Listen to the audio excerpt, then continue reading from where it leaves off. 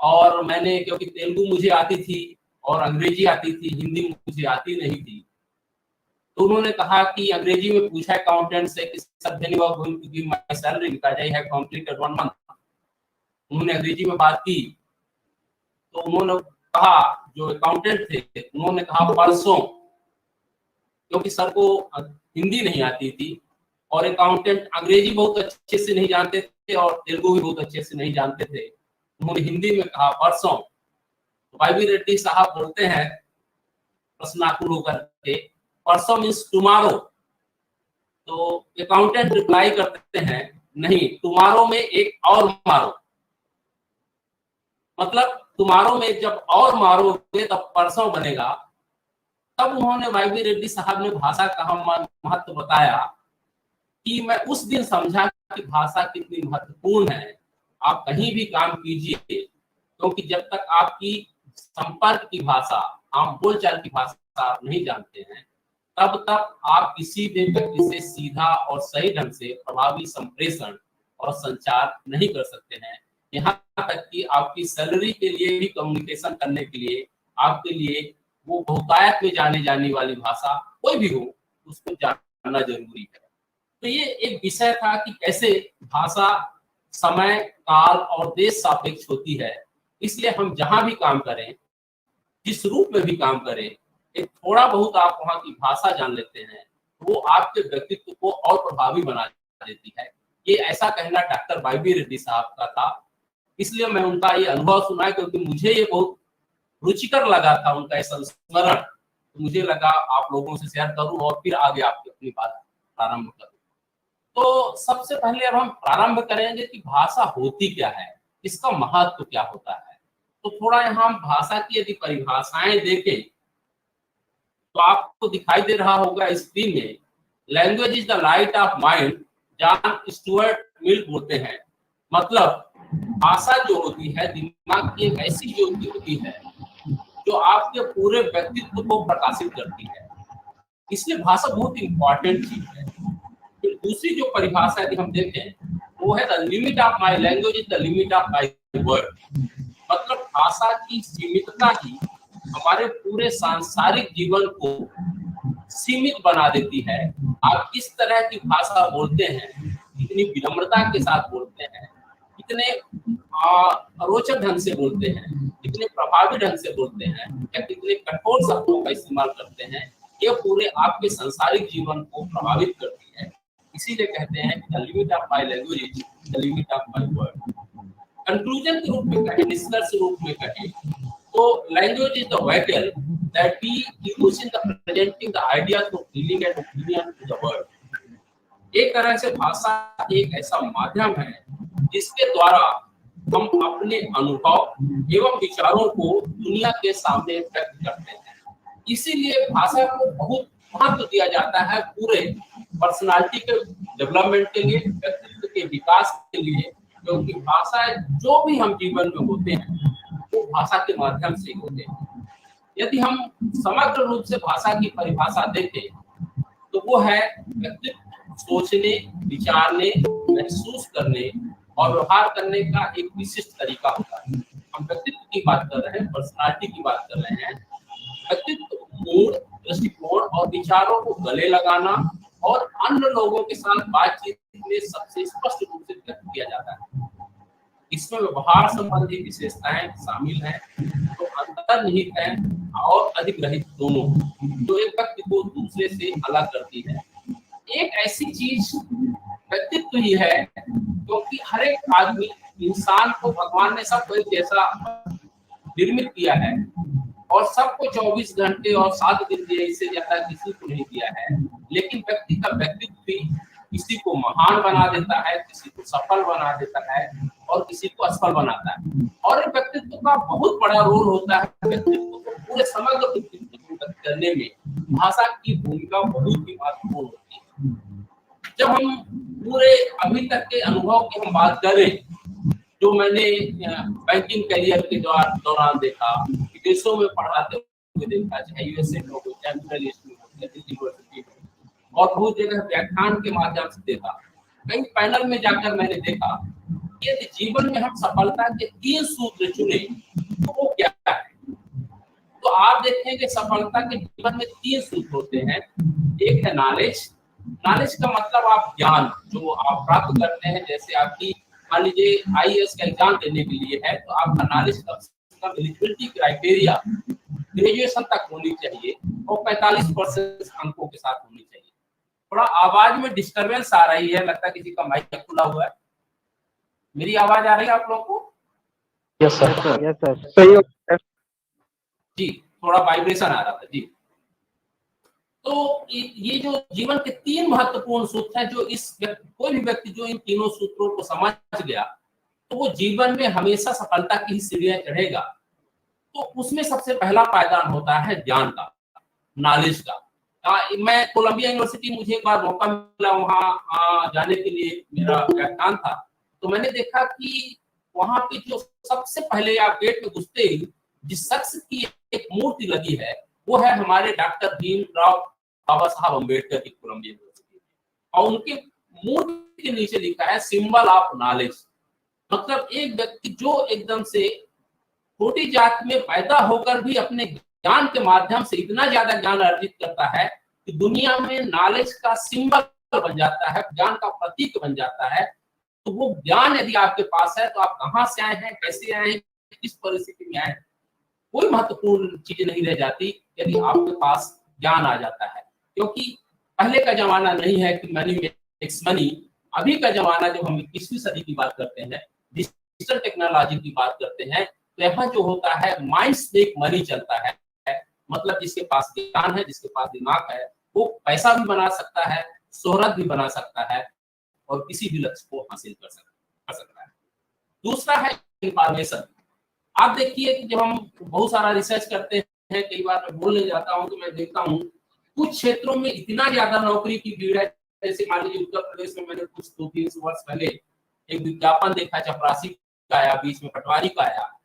तो वहां जो अप्लाई करने वाले 250 पोस्ट के लिए लोग जो है 23 लाख एप्लीकेशन आते हैं, और उसमें से 23 लाख 1600-1700 लोग लगभग पीएचडी धारक थे, लगभग 5 से 6 हजार लोग एमटेक और बीटेक थे, इसी तरह 4-5 लोग एमबीए बीबीए वाले थे, और एमए बीए वालों की संख्या तो अनगिनत थी। लेकिन जबकि उसकी मिनिमम योग्यता थी 10वीं पास। तो इस तरह का इंफॉर्मेशन क्योंकि हम लोग एक्सप्लोर नहीं करते। आज हम लोग जब डिजिटल टेक्नोलॉजी में हैं, वर्ल्ड वाइड वेब से जुड़े हुए हैं, तो यदि आपके पास छोटी सी स्किल है, आप थोड़ा सा नॉलेज किसी एक क्षेत्र में रख लेते हैं, तो जो आप एक तरह से प्यून की नौकरी के लिए भटक रहे हैं 20 से 30 हजार के लिए, वो मैं बताऊं, मैं कई जगह ऐसे कमेटीज में हूँ और मैं जब देखता हूँ कि मुझे अच्छा नॉलेजेबल वर्कर नहीं मिलता है। भीड़ तो बहुत लोगों की है, लेकिन जब हम 30 से 40 हजार की नौकरी की बात करते हैं तो लोगों के पास इंफॉर्मेशन नहीं है। इतने सारे क्षेत्र, इतने सारे सोशल मीडिया में 60 तरह के कंटेंट राइटर के एकदम से फील्ड में जो बच्चों को नहीं पता है। तो नॉलेज एक होने के बाद भी लोगों के पास इंफॉर्मेशन नहीं है। यदि इंफॉर्मेशन पा लेते हैं और आपकी योग्यता उसके अनुसार सूट करती है तो आपको जो भी चाहिए वो जॉब मिल सकता है। लेकिन इन सबसे महत्वपूर्ण होता है कम्युनिकेशन स्किल।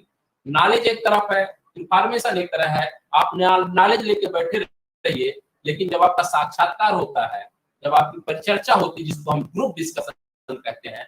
मैं कई बार केंद्रीय विद्यालय, नवोदय विद्यालय, एनटीपीसी बैंक के कई पैनल में जाता हूँ इंटरव्यू लेने के लिए, तो मैं देखता हूँ बच्चे ने 90% लेकर आया है किसी यूनिवर्सिटी से, कहीं से 95 लेकर आया है, कहीं से 80% लेकर आया है। और जब हम बोलते हैं कि बेटा अपने बारे में बताइए थोड़ा सा, हम जानना चाहते हैं आप में ऐसी कौन सी योग्यता है कि आपको हम ये सेलेक्ट करें इस पोस्ट के लिए, तो बच्चा 2 से 4 लाइन बोलने में घबराने लगता है। जबकि 60% वाला व्यक्ति वो जो है एक्स्ट्रा करिकुलर एक्टिविटीज में जुड़ा रहता है, उसकी पर्सनालिटी क्या है, बहुत सारे लोगों से बात करना, बहुत सारी एक्टिविटीज में शामिल होना, बहुत सारा मंचीय गतिविधियों में भाग लेने से उसकी पर्सनालिटी डेवलप हो जाती है, उसके व्यक्तित्व का विकास हो जाता है। तो वो 55 से 60% लाने वाला व्यक्ति जो है, जो मैं जानना चाहता हूँ, जैसा मैं उससे सुनना चाहता हूँ, वो बोलने में सक्षम होता है। और 90 से 95% पाने वाला व्यक्ति कुछ भी नहीं बोल पाता। तो ऐसा नॉलेज किस काम का जो सिर्फ आपकी डिग्रियों में है, जो आपके मार्कशीट में है, लेकिन जहां प्रस्तुति करना है वहां आप नहीं बोल पा रहे हैं, क्योंकि आपका जो व्यक्तित्व होता है वो बाहर ही जाकर निखरता है, अंदर तो नॉलेज सबके भीतर भरा हुआ है। तो कम्युनिकेशन स्किल बहुत इंपॉर्टेंट होती है। फिर हम क्या करते हैं, 50 और 55% और 60% वाले व्यक्ति को इसको अंदर कर लेते हैं और 90% वाले को बाहर कर देते हैं, क्योंकि मैं जानता हूं कि जो 60% वाला है वो 60 लोगों के क्लास में पीजीटी टीजीटी बनता है, उसको वो कंट्रोल कर लेगा। उसके पास इतनी सामग्री है कि वो रुचिकर बना करके, मनोरंजक बना करके अपने से जोड़ लेगा लोगों को, बच्चों को कंट्रोल कर लेगा, और 90% वाला सिर्फ ज्ञान की ही बातें बता बता कर उसको बोर कर देगा। तो हमें ऐसी चीजें नहीं चाहिए, सिर्फ नॉलेज ही नहीं चाहिए, नॉलेज के साथ वो कम्युनिकेशन स्किल और इंफॉर्मेशन की समग्रता चाहिए, जिससे पूरे व्यक्ति का समग्र विकास होता है, जिसको हम अंग्रेजी में बोलते हैं होलिस्टिक डेवलपमेंट। तो ये तीनों चीजें बहुत महत्वपूर्ण है किसी भी व्यक्ति की सफलता के लिए। फिर एक कम्युनिकेशन स्किल में भाषा में जो सबसे महत्वपूर्ण और चीज होती है, जिसको कम्युनिकेशन में हम बोलते हैं कि आपकी भाषा का परिलक्षण जो आप प्रदर्शित करते हैं जब आप बोलते हैं, वो पॉजिटिव एटीट्यूड के साथ है या निगेटिव एटीट्यूड के साथ है। ये मैंने सीखा जब मैं बैंक में पहली बार ज्वाइन किया, 2 महीने मेरी ट्रेनिंग हुई अहमदाबाद में। उसके बाद मेरा जो बॉम्बे स्टॉक एक्सचेंज है, जिसको शेयर मार्केट बोलते हैं आज की डेट पे, वहां मेरी पहली पोस्टिंग थी उस बिल्डिंग में। तो मुझे जिस विभाग में रखा गया, कारपोरेट संचार विभाग में, तो मेरे पास एक कर्नाटक के उमाकांत स्वामी जी, तो उन्होंने एक बात पहले दिन पूछी मेरी, एक तरह से भी प्रोफाइल देखते हुए और सब कुछ उन्होंने जज किया। पहले तो बोला कि आप फाइल वगैरह देखिए, लेकिन एक चीज ध्यान रखिएगा, जब भी आप इस विभाग में काम करिए और आपको बाहर का काम दिया जाता है, कभी भी ना नहीं बोलना है किसी काम के लिए, काम कितना भी कठिन हो। ये चीजें मैंने गांठ बांध ली। तो ऐसा होता था कि ये चीजें कहीं कहीं बात होता है कि दिमाग में बैठ जाती है, उसी तरह कि हमें ना नहीं बोलना है, काम कितना भी संभव हो, क्योंकि मुझे लगता था कि संभव कुछ दुनिया में होता नहीं है, यदि आप चाहें तो कुछ भी संभव है। अब निगेटिव और पॉजिटिव सोच का अंतर क्या होता है, मान लीजिए हम एक उदाहरण ही लेते हैं, बैंक का उदाहरण लेते हैं। जब मेरे पास अपने कैबिन से निकल के हम लोग क्यूबिकल में बैठते थे वहां पर, तो वहां देखते थे कि बहुत सारे ऑफिसर बैठे रहते थे नए। भाई 1 मिनट इधर आना, बोलते हैं ये काम है, ये आपसे संभव हो पाएगा क्या बाहर जाकर के, आप कर पाएंगे? तो एक पहला व्यक्ति मान लीजिए एक्स है, तो वो बोलते थे सर ये तो काम मैंने कभी किया नहीं, मुझे नॉलेज भी नहीं है कुछ है, और आप नहीं, मैं नहीं कर पाऊंगा, प्लीज माफ कीजिए मुझे। तो उनका काम वहां, उनकी पूरी संभावना कुछ नया जानने की, कुछ नए सीखने की वही खत्म हो जाती है। लेकिन ये पॉजिटिव माइंडसेट वाले को जब वही बॉस बुलाता है मिस्टर वाई को, और वाई को बुलाता है और उनसे पूछता है कि क्या आप यह काम कर पाएंगे, तो वो बोलता है सर कोई दिक्कत नहीं, मुझे काम आता तो नहीं, लेट मी ट्राई, आप अपॉर्चुनिटी तो दीजिए, देखते हैं कैसे मैं कर पाऊंगा, यदि जहां भी मुझे कुछ परेशानी होगी तो मैं आपसे पूछ लूंगा। उनका ये पॉजिटिव एटीट्यूड एक काम दिलाता है, और मैं इसको ऐसे समझाना चाहूंगा जी। कोई प्रॉब्लम है, आवाज आ रही बीच में जी? तो इसको मैं आप ऐसे समझिए कि मान लीजिए मुझे कोई भी काम नहीं आता और मैंने अपने बॉस से या जहां भी हम काम कर रहे होते, लेट मी ट्राई, एक बार मौका दीजिए, कोशिश करता हूं। तो आप एकदम अननोन काम को क्या है, जैसे ही स्वीकार करते हैं, तो आप स्वीकार के साथ ही आपकी जिम्मेदारी बढ़ जाती है, रिस्पॉन्सिबिलिटी बढ़ जाती है। और जब रिस्पॉन्सिबिलिटी बढ़ जाती है तो आपके मन में आएगा मैंने हाँ तो कर दिया, लेकिन पॉसिबल कैसे होगा? तो आप क्या करते हैं, सबसे पहले बॉस से ही पूछते हैं, सर मैंने, आपने कहा था कि अभी ना नहीं बोलना है, तो हमने ना नहीं बोला, लेकिन थोड़ा सा बताइए सर कैसे? धीरे आ रही है जी, आवाज आ रही है? सर, बहुत धीरे आ रही है। आ रही ना? आवाज आ रही जी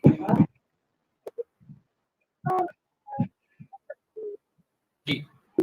तो जैसे ही हम अपने बॉस से पूछते हैं तो वो बोलते हैं कि देखिए भाई, हमें भी बहुत ज्यादा नहीं है, लेकिन ये पहली बार काम आया है, एक काम करो, आप 3rd फ्लोर या 4th फ्लोर पे या वहां पर मिस्टर वाई से जेड बैठे हैं, आप उनके पास जाइए, उनको थोड़ा आइडिया है, because he has done this kind of work earlier, वो पहले इस तरह का काम कर चुके हैं, उनके पास अनुभव, आप उनसे थोड़ा आइडिया ले लो।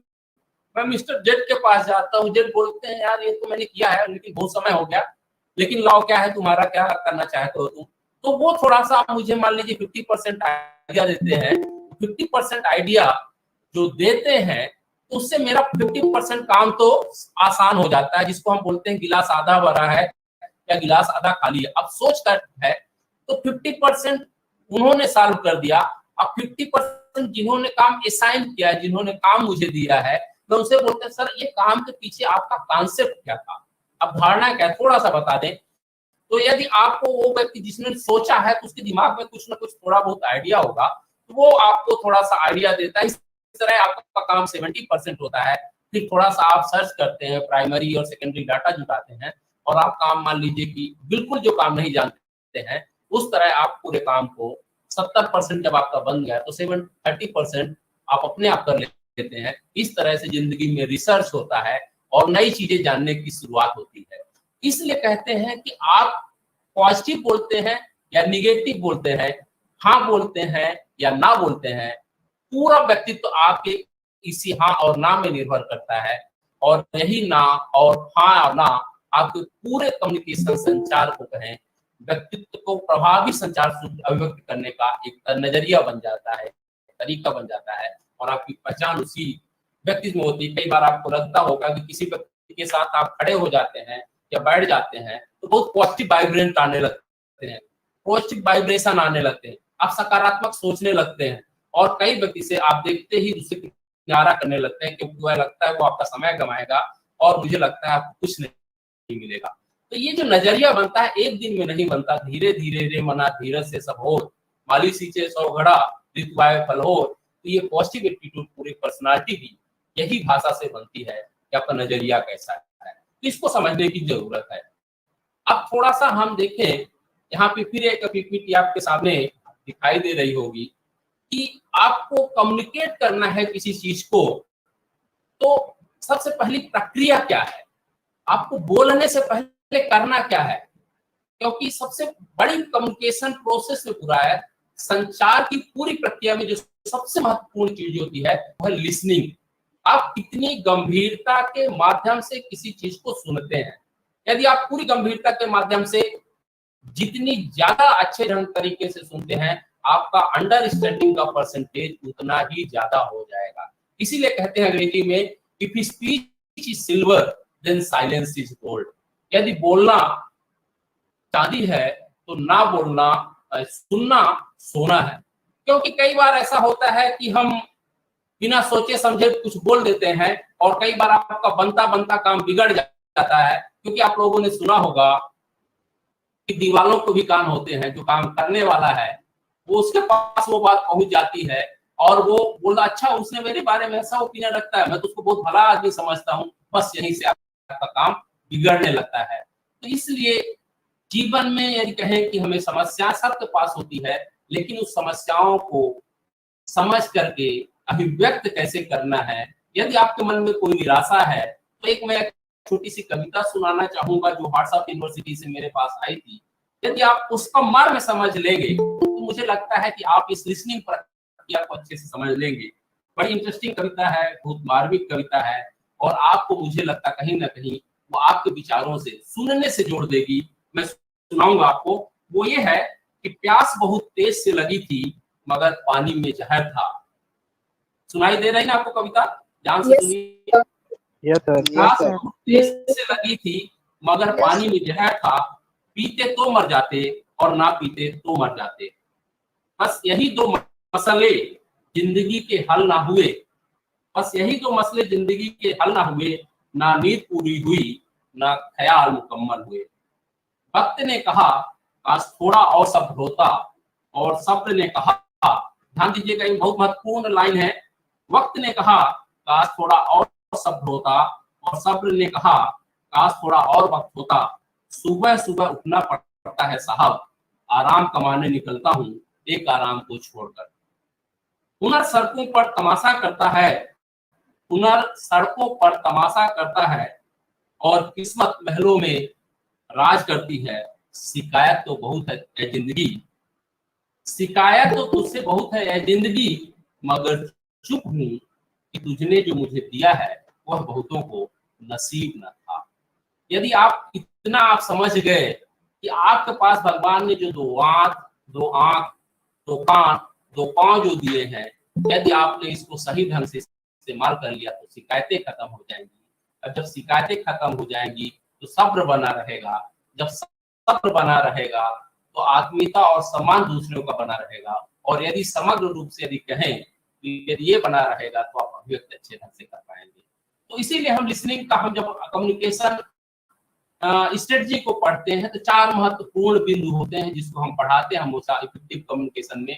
अब अमिताभ बच्चन और शाहरुख खान में यदि हम अंतर व्यक्त करें तो अमिताभ बच्चन केबीसी में किसी भी बात को बहुत एकदम इनोसेंट टाइप से सुनते हैं, इसीलिए वो उसके साथ घुल मिल जाते हैं, चाहे छोटा बच्चा हो चाहे बुजुर्ग हो। शाहरुख खान उतना ही वाचाल है, इसीलिए एक बार आए और वो फेल हो गए। तो लिसनिंग करना, सबसे पहले सुनना बहुत ध्यानपूर्वक किसी की बात को, फिर उसको अंडरस्टैंड करना कि वो व्यक्ति आपसे कहना क्या चाहता है, वो आप जानिए। यदि वो जान गए आप तो उसको फिर अपने मन से एनालाइज कीजिए कि ये व्यक्ति जो मुझे ये बात कह रहा है, इसके पीछे का मकसद क्या है, किस सिचुएशन में कह रहा है। कई बार मूड अलग अलग होते हैं, यदि वो आप समझ गए तो आप जो उसका उत्तर देंगे अपने आप प्रभावी होगा, उसके बाद अभिव्यक्ति कीजिए। इसीलिए ये पूरे अभिव्यक्ति की भाषा के 3 तरह से संप्रेषण होते हैं, जैसा कि आप जानते हैं, जिससे पूरा समग्र व्यक्तित्व का विकास होता है। एक है लिखित ओरल रिटन, दूसरा है मौखिक ओरल, और तीसरा है बॉडी लैंग्वेज। लेकिन इसमें से सबसे प्रभावी भाषा जो होती है वो आप एक पिक्चर देख रहे होंगे, आपको दिखाई दे रही होगी स्क्रीन में, आप सब लोग जानते हैं, ये युवा हैं, यूनिवर्सिटी से जुड़े होंगे, डिजिटल मीडिया वाले और स्मार्टफोन वाले। इस लड़की को आप जानते होंगे जिनका नाम है प्रिया प्रकाश बैरिया। देखा आप लोगों ने, नहीं देखा है? Yes sir. देखा है। और इसका वैलेंटाइन डे के एक दिन पहले जब वीडियो रिलीज हुआ था 60 सेकंड का, देखते ही देखते उसको जो है 4 मिलियन, कितना मिलियन 48 घंटे के भीतर मिल गया। वो कुछ नहीं था, एक बस जैसे ही तुलसीदास पूरा रामचरितमानस में नैनो में पूरा संभाषण पूरी 2 पेज की पंक्तियां लिखते हैं और वो बात तब जाकर व्यक्त होती है। और रामानंद सागर जो है एक सीन क्रिएट कर देते हैं अशोक वाटिका को, वहां सीता जी फूल चुनने जाती हैं और राम वहीं पे टहलते हैं, उनका नजर एक दूसरे से मिलती है, एक दूसरे को देखकर संकोच करते हैं, ऐसे लगता है जो चाहिए वो बात बन गई कि हम इसी के लिए इंतजार कर रहे थे। प्रिया प्रकाश बैरिया ने कुछ नहीं किया। अब देखिए इस प्रतीक की भाषा जो सिंबॉलिक भाषा है, साइन लैंग्वेज है, गूगल के साथ में अभी इसी भाषा पे काम भी कर रहा हूँ, मुझे एक प्रोजेक्ट मिला हुआ है। तो आप देखिए 4 पिक्चर हैं और 4 पिक्चरों में वो प्रिया प्रकाश बैरिया अपनी पूरी बात कह देती है और लोगों को इतनी पसंद आती है कि पूरा वो जो है वायरल हो जाती है चीजें। तो आपका व्यक्तित्व, जब आप किसी से मिले कितने आत्मविश्वास के साथ मिलते हैं, किस बॉडी लैंग्वेज के साथ मिलते हैं, कैसा आप मुस्कुरा कर मिलते हैं, नहीं मिलते हैं, ये बहुत कुछ इंपॉर्टेंट होता है। तो ये तीनों भाषाओं को आपको जानना बहुत जरूरी है, रिटन, ओरल और बॉडी लैंग्वेज, लिखित, मौखिक और दैहिक भाषा। यदि आप जान ले गए तो मुझे लगता है जीवन में आपको आगे बढ़ने से कोई रोक नहीं सकता है। अब यदि आगे हम बढ़े तो आपकी भाषा, जिंदगी और हमारी परिस्थिति कैसी है। हमारे पास कितना समय होगा अभी, उसी हिसाब से मैं अपने को बांधने की कोशिश करूंगा।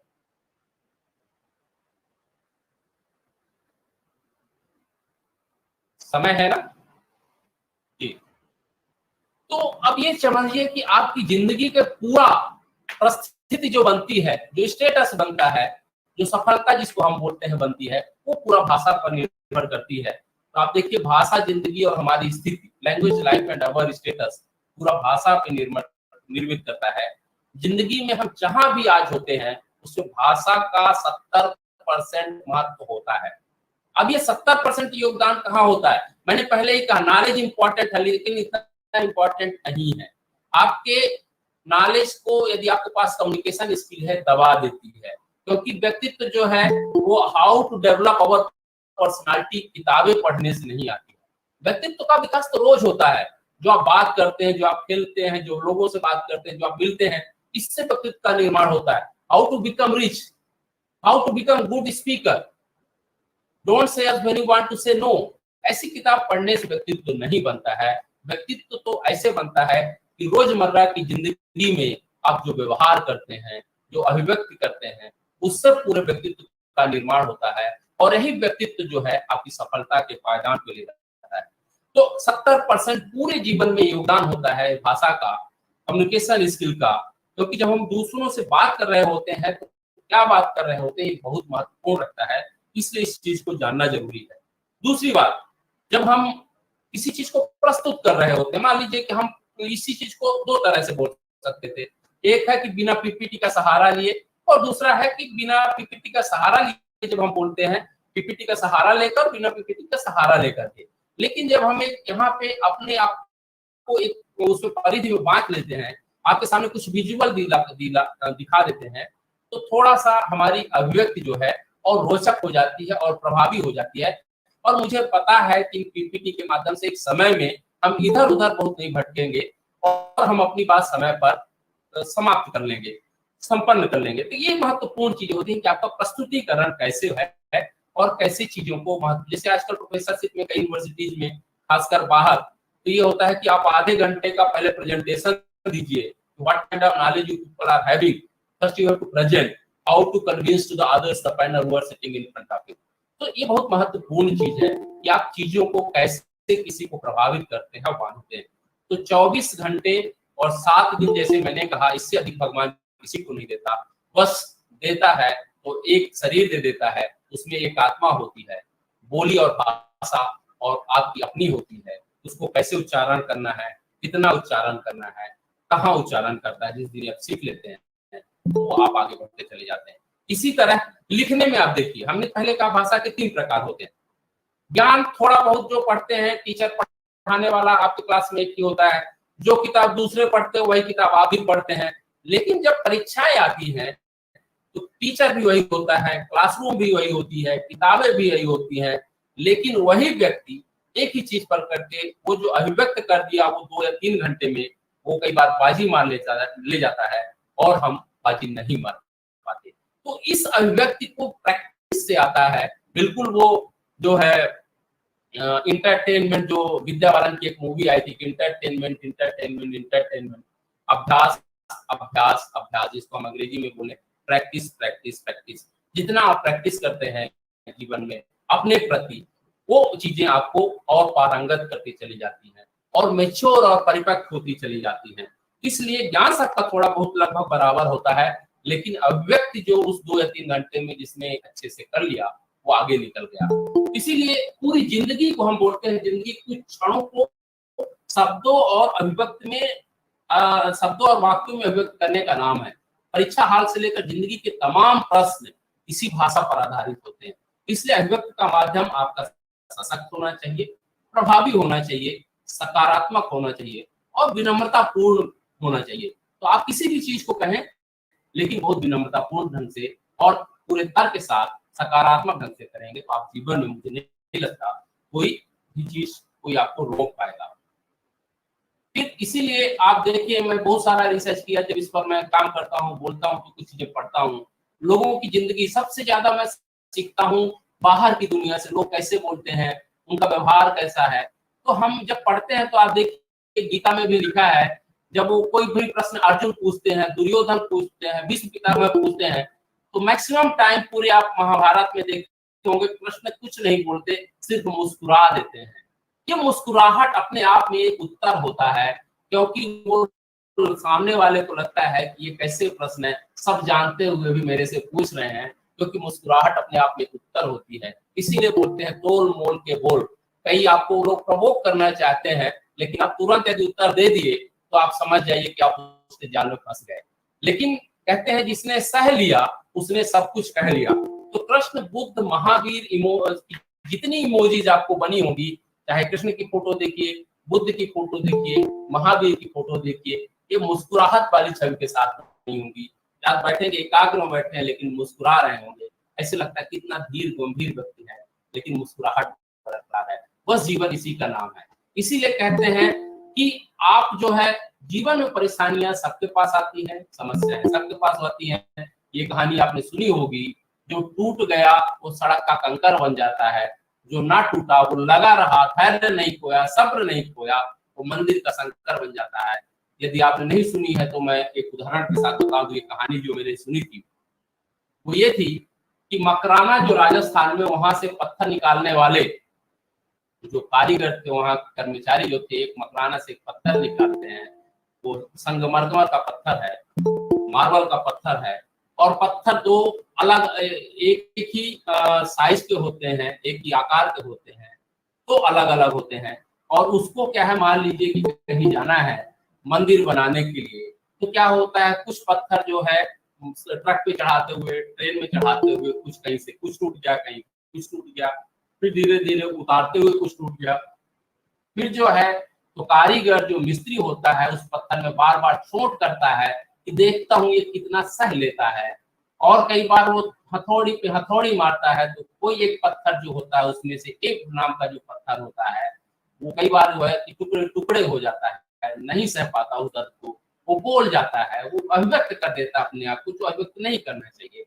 लेकिन एक दूसरा पत्थर है जो हथौड़े मार मार करके भी, हथौड़े को सह सह करके भी, जो चोट खा खा करके भी नहीं टूटता, सकाल रहता है। उसका मिस्त्री उसी को जैसा सीख देना चाहता है।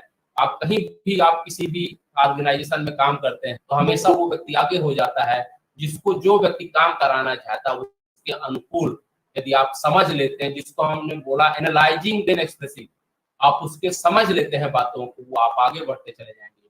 तो चोट खा करके भी, बार बार चोट खा करके भी जो नहीं टूटता है, और जो व्यक्ति उसको आपको मन शंकर का रूप देना चाहता है, एक छवि गढ़ना चाहता है, वो गढ़ लेता है।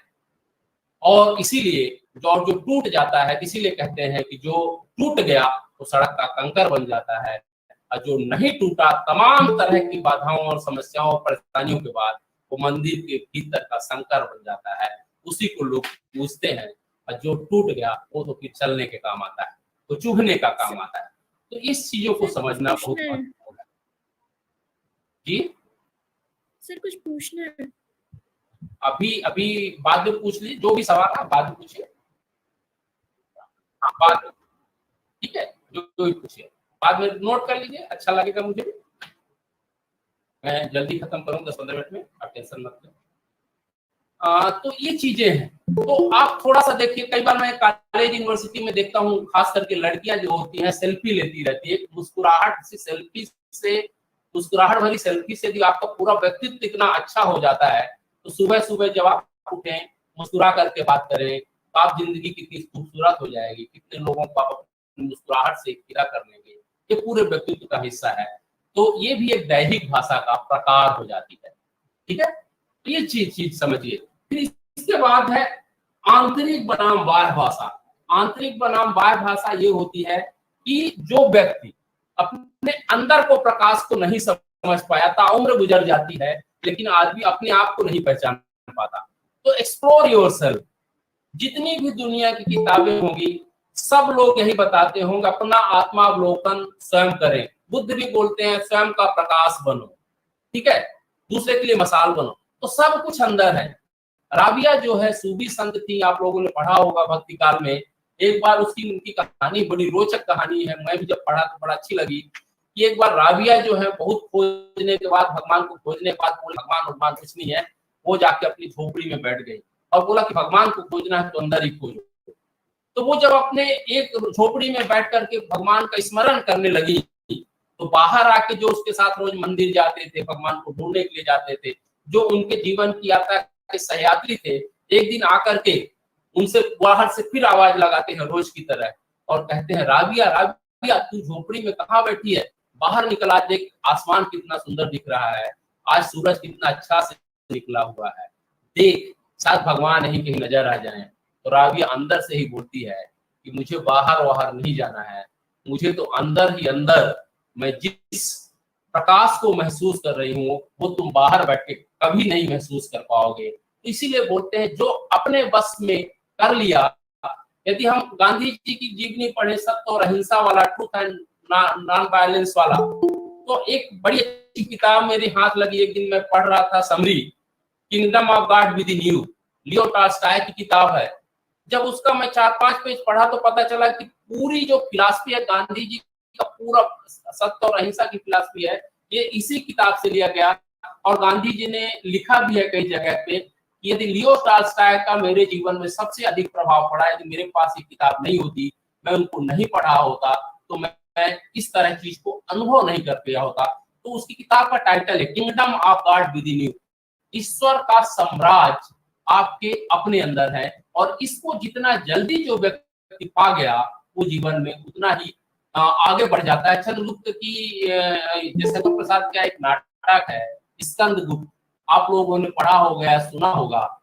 जब तक बात समझ में आती है, जब तक फूलों की माला गूंथी जाती है तो फूल कुम्हला जाते हैं, जब तक अकल आती है तो उम्र गुजर जाती है।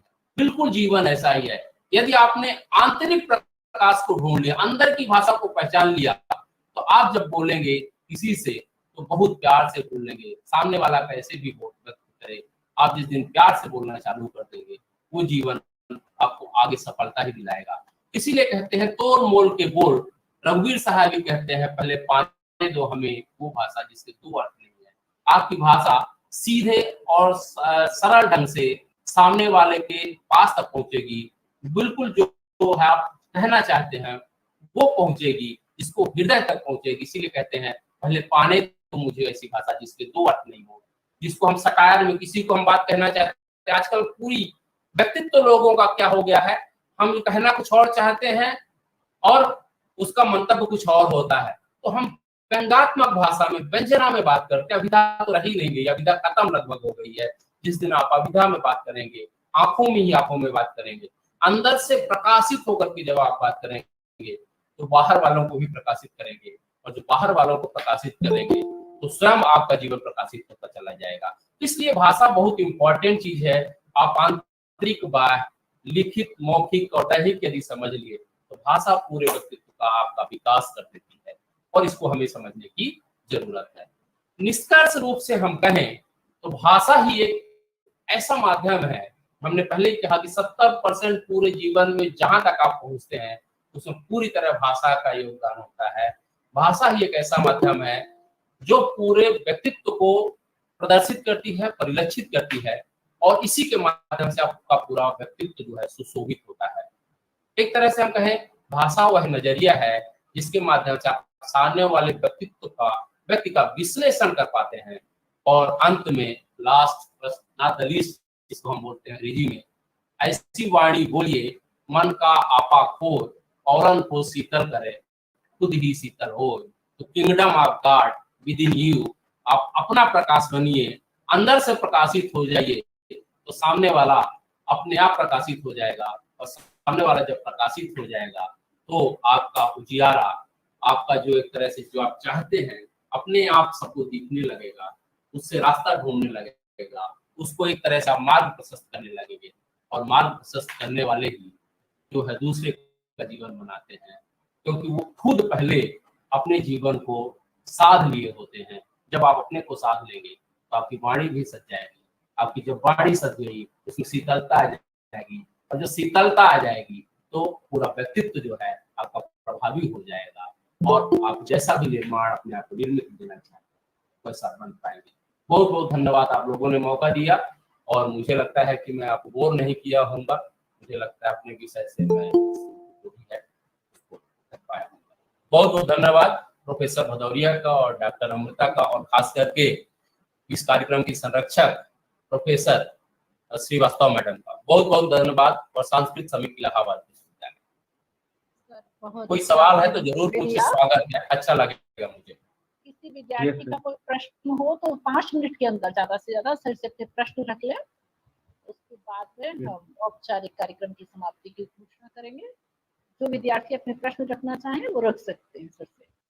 सर जी सर, एकाग्रता कैसे बनाए, किसी विषय किसी ध्यान करना है तो? जी क्या होता है, हम लोग बाहर भटकते हैं। एकाग्र करने के लिए जिस दिन आप अपने लिए समय निकालना चालू कर देंगे, आपको 24 घंटे मिलते हैं। 24 घंटे में यदि हम टाइम को मैनेजमेंट करें, यदि हम टाइम मैनेजमेंट स्कूल में पढ़ाते हैं तो 24 घंटे मिलते हैं, तो एवरेज लाइफ का 8 घंटे, 60 साल की एवरेज लाइफ होती है, तो 8 घंटे हम सोने में देते हैं। मतलब 20 साल हम सोने में दे दिया, 8 घंटे आप स्कूल से लेकर ऑफिस तक दे दिए, तो आपका 40 साल चला गया। और जब 40 साल बचा तो सिर्फ आपके पास 8 घंटे बचते, तो 24 घंटे मैंने पहले ही कहा, तो 8 साल ही बचे। एक निवेदन है आप लोगों से, यदि आप ये लोग कमेंट मुझे जो आप लिख रहे हैं, मुझे कोई स्क्रीनशॉट लिखकर मुझे भेज देगा मेरे व्हाट्सएप पे, तो अच्छा रहता है, ये मेरे लिए मोटिवेशन होता है, मेरे लिए प्रेरणा होती है। ठीक, और कैमरा वगैरह यदि आप खींच लें, क्योंकि मैं खींच नहीं रहा हूँ, ये थोड़ा मेरा रिमेजन है जो करना चाहें। तो ये चीजें फिर एकाग्रता की जहां तक बात है जी, 1 मिनट विष्णु जी, मैं इसका उत्तर दे दूं।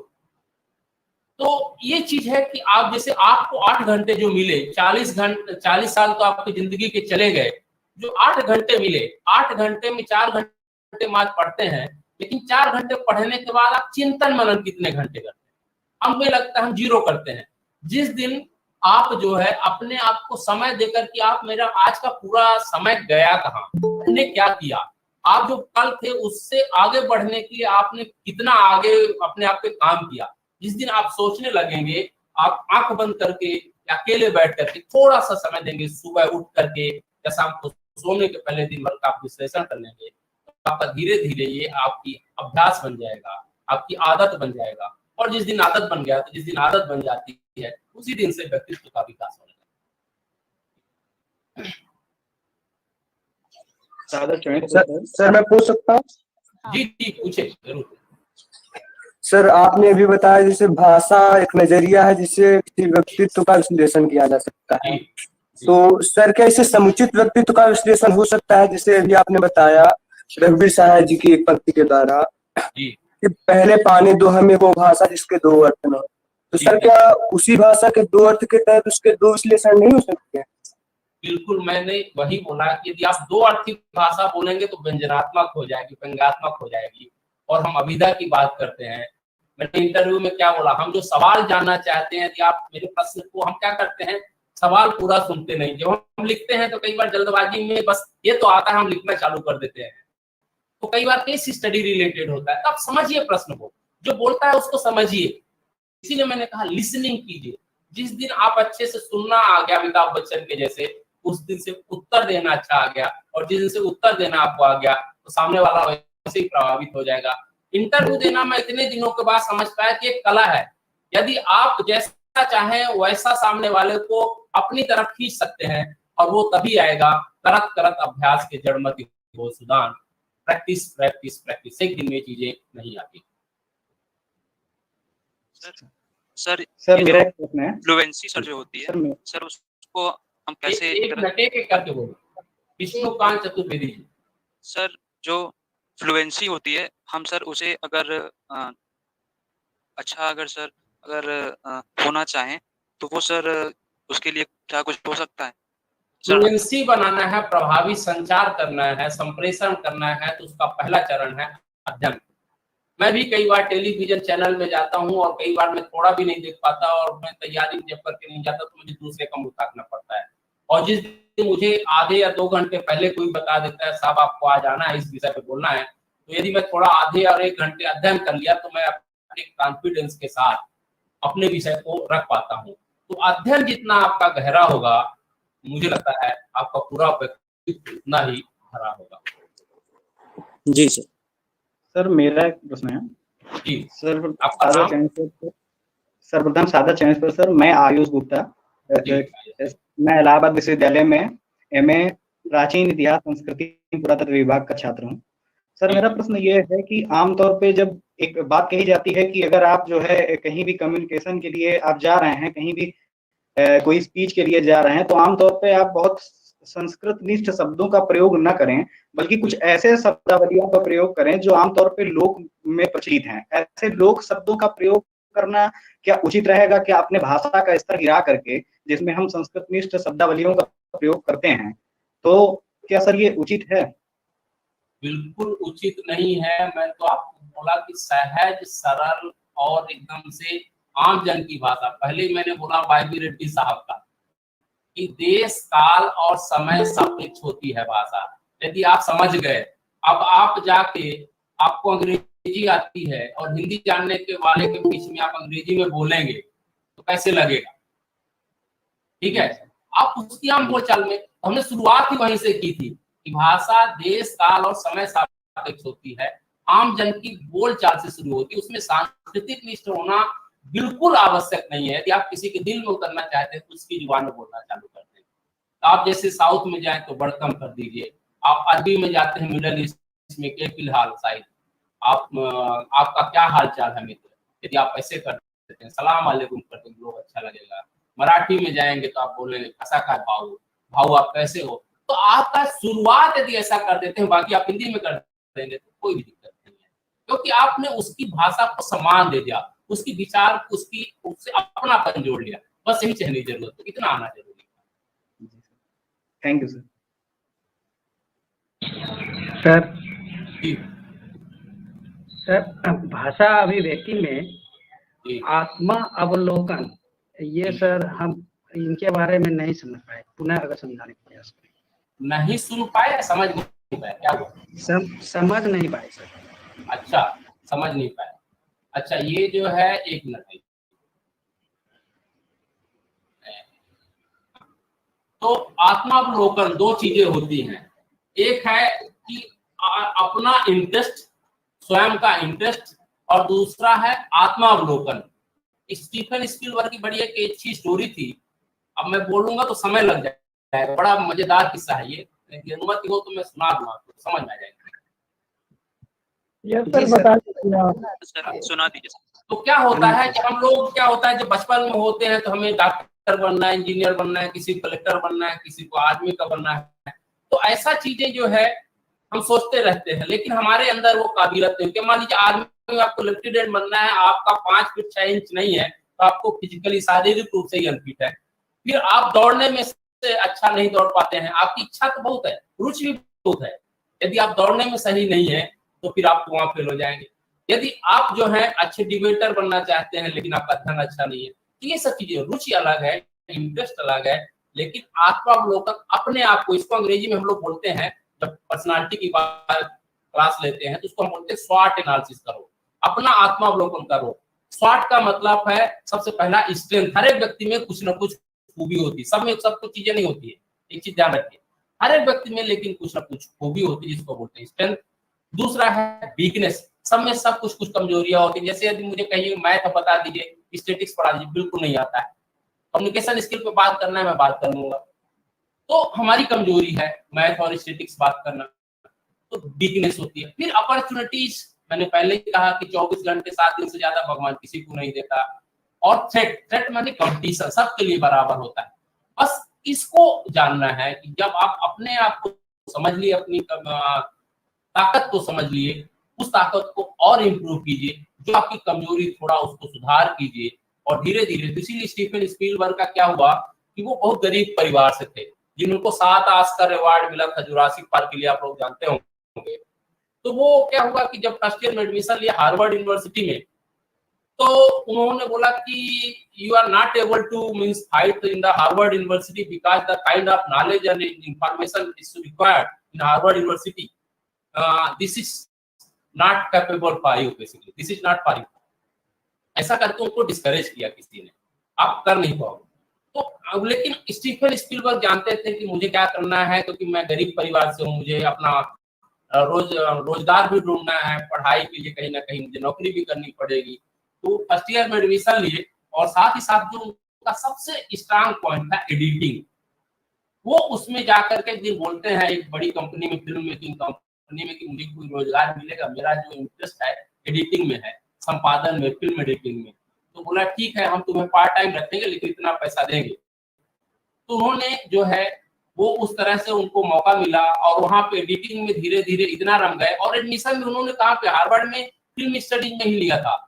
इतना रम गए क्योंकि हार्वर्ड में जो बुक में पढ़ते हैं वो वहां पे फिल्म स्टूडियो में जाके काम करने लगे, और धीरे धीरे इतनी बढ़िया एडिटिंग सीख ली कि जो आपको किताबों से ज्ञान मिलता वो प्रैक्टिकल करते मिले।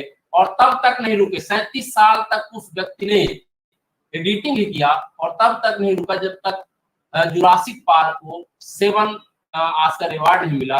और 37 साल बाद उन्होंने हार्वर्ड में दोबारा एडमिशन लिया, इसलिए उनके बच्चे हो चुके थे, बच्चे बोलते थे पापा यू फर्स्ट ईयर फेल, आप फर्स्ट ईयर में ही फेल हो गए थे। तो बोला कि बच्चों को जब हम पढ़ाई का महत्व बताते थे तो वो मेरे ऊपर हंसते थे, इसलिए मैंने स्किल तो डेवलप कर ली थी जो मुझे चाहिए था, लेकिन वो स्किल मुझे फील्ड से आई और वो मैं तब तक नहीं रुका जब तक अपना आत्मावलोकन स्वयं नहीं कर लिया कि मुझे जीवन में करना क्या था। इस तरह चीजें जो है आप हासिल कर सकते, इसीलिए बोलते हैं आत्मावलोकन बहुत जरूरी, स्ट्रेंथ को पहचानना बहुत जरूरी है। बहुत बहुत धन्यवाद सर।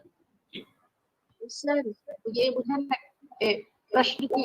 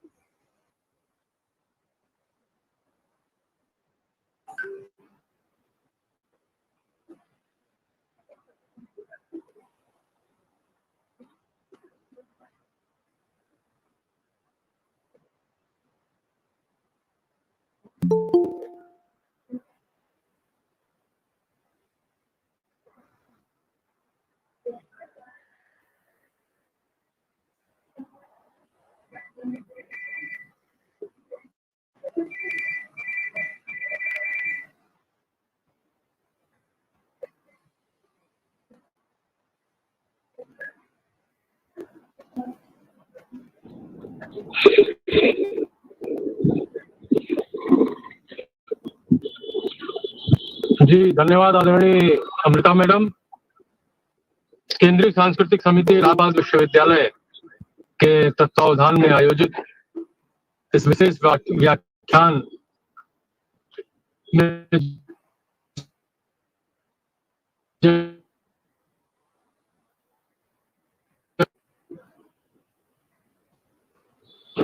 डॉक्टर संजय सिंह बघेल जी,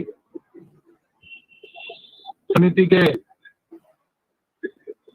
अध्यक्ष प्रोफेसर संतोष भदौरिया जी, आज के कार्यक्रम की संचालन कर रही डॉक्टर अमृता जी, और इस सांस्कृतिक समिति ही नहीं अपितु पूरे विश्वविद्यालय परिवार की संरक्षक माननीय कुलपति प्रोफेसर संगीता श्रीवास्तव जी, मैं आप सभी के प्रति आभारी हूं और खासकर डॉक्टर बघेल साहब के प्रति आभारी हूं कि उनके इस यशस्वी उद्बोधन से हम सभी श्रोताओं को व्यक्तित्व निर्माण और उस व्यक्तित्व के निर्माण में भाषा की भूमिका के कुछ महत्वपूर्ण तथ्य हमें जानने का अवसर प्राप्त हुआ। साथ ही इस कार्यक्रम में जुड़े हुए श्रोता के रूप में, प्रश्नकर्ता के रूप में सभी शोधार्थियों, परास्नातक के विद्यार्थियों, स्नातक वर्ग के विद्यार्थियों, सभी का मैं हृदय से सांस्कृतिक समिति की तरफ से आभार व्यक्त करता हूं कि उनके जुड़ने से, उनके सहभागी बनने से यह कार्यक्रम निश्चित रूप से सफल व्याख्यान की श्रेणी में दर्ज हुआ। आप सभी का पुनः एक बार बहुत बहुत धन्यवाद और आभार। नमस्कार।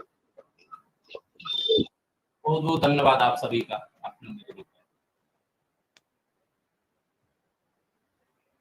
प्रणाम सर। धन्यवाद सर।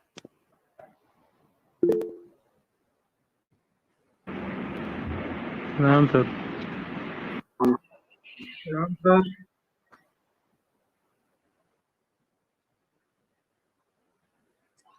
प्रणाम मैम, धन्यवाद सर।